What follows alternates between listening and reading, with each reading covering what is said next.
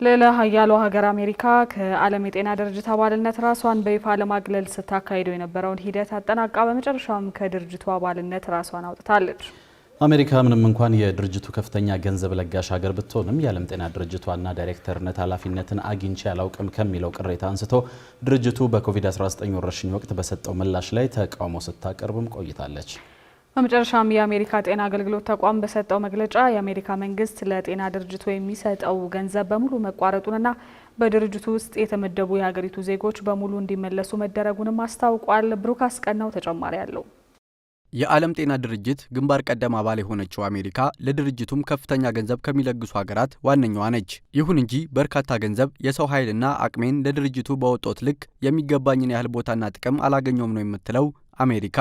ይህን ጉዳይ ጨምሮም በሌሎቹ ምክንያቶች እየሻከረ የመጣው የአሜሪካና የደብሊውኤችኦ ግንኙነት በተለይም ኮቪድ-19 ወረርሽኝ በተከሰተበት ወቅት ነበር ይበልጥ የከረረው። ድርጅቱ በዓለም ዙሪያ የተከሰተውን ወረርሽኙን መከላከልና መቆጣጠር አልቻለም ስትል የምትከሰው አሜሪካ ወረርሽኙን የዓለም የጤና ስጋት ነው ብሎ ለመወሰን በመዘግየቱ ወረርሽኙ በፍጥነት ተሰራጭቶ የከፋ ጉዳት አድርሶብኛል ባይ ነች። እንዲሁም በወቅቱ የኮቪድ-19 ወረርሽኝ መነሻ ሀገር የነበረችው ቻይና ለበሽታው የሰጠችው ምላሽ መዘግየትን የሚያሳይ ማስረጃ ቢኖርም ድርጅቱ የቻይና ዋስ ጠበቃ ሆኖ ቤጂንግን አድንቋል በሚል የአሜሪካ መንግስት ወቃሽ ነው። ይህ በእንዲህ እንዳለ ደግሞ ምንም እንኳን አሜሪካ የድርጅቱ ከፍተኛ ገንዘብ ለጋሽ ሀገር ብትሆንም በኢትዮጵያዊው ዶክተር ቴዎድሮስ አድሃኖም የሚመራው የዓለም ጤና ድርጅት ዋና ዳይሬክተር ኃላፊነትን ግን አሜሪካ አግኝቶ አታውቅም የሚለው ሌላው የሀገሪቱ የቅሬታ ምንጭ ሆኖ ቆይቷል። ታዲያ እነዚህን ሁሉ ምክንያቶች አሉኝ የሚሉት የአሜሪካው ፕሬዝዳንት ዶናልድ ትራምፕ ምንም እንኳን በመጀመሪያው የስልጣን ዘመናቸው ወቅት ከድርጅቱ የመላቀቅ ሀሳብ ቢኖራቸውም ሁለተኛ የስልጣን ዘመናቸውን በተረከቡ የመጀመሪያ ቀን ነበር ሀገራቸው ከድርጅቱ አባልነት እንድትለቅ ትዕዛዝ ያስተላለፉት። ሆኖም ከዓለም ጤና ድርጅት አባልነት ራስን ለማግለል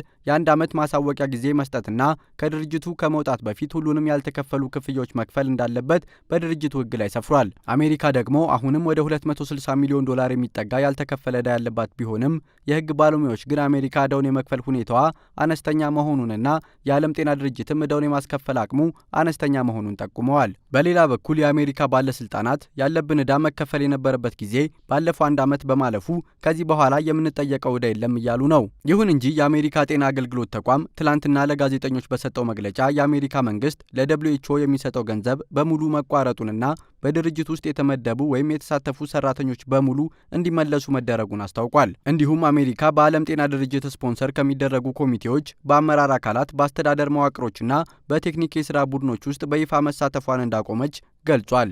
አሜሪካ ምንም እንኳን ከዓለም አቀፉ የጤና ድርጅት ፍቺ ብትፈጽምም አሁንም የዓለም አቀፍ የጤና መሪ ሆና እንደምትቀጥል እናረጋግጣለን ነው ያለው ተቋሙ በመግለጫው። ይሁን እንጂ የአዲሱ ስትራቴጂ ዝርዝር ይፋ ባይደረግም አሜሪካ ከሌሎች ሀገሮች ጋር በተላላፊ በሽታዎች ክትትልና የመረጃ ልውውጥ ከተለያዩ ሀገራት ጋር በሚደረጉ ስምምነቶች መንግስታዊ ካልሆኑ ድርጅቶችና ከሃይማኖት ተቋማት ጋር መተባበሩን እንደምትቀጥል ተመልክቷል። ሆኖም የተለያዩ የጤና ዘርፍ ባለሙያዎች ይህንን የአሜሪካን ውሳኔ ለአሜሪካ ዜጎች ፋይዳ እንደማያመጣ በመግለጽና በዓለም የጤና ስርዓት ላይ ሊያስከትል የሚችለውን ጉድለት በመጠቆም ልከኝነት የጎደለው በሚል ኮንነውታል። ባለፈው የጸደይ ወቅት የዓለም ጤና ድርጅት ዋና ዳይሬክተር ዶክተር ቴዎድሮስ አድሃኖም ለጋዜጠኞች ማብራሪያ በሰጡበት ወቅት የአሜሪካን ከድርጅቱ አባልነት መልቀቅ አሸናፊ የሌለው የሁለቱም ወገን ተሸናፊነት ነው ሲሉ ገልጸውታል።